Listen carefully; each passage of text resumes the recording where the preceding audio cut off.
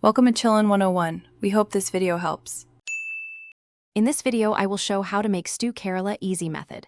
Start by sautéing whole spices and onions in oil until soft. Then add ginger, green chilies, potatoes, carrots, and cook briefly. Pour in coconut milk and simmer gently until vegetables are tender. Finish with garam masala, curry leaves, and a squeeze of lemon, and serve hot with appam or rice.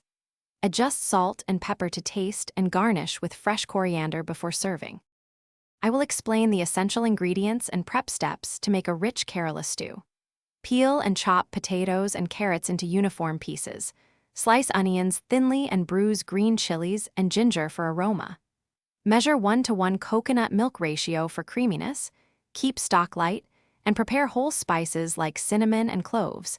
Maintain gentle simmer to avoid splitting the coconut milk. Use medium heat and stir occasionally for 10 minutes until flavors meld.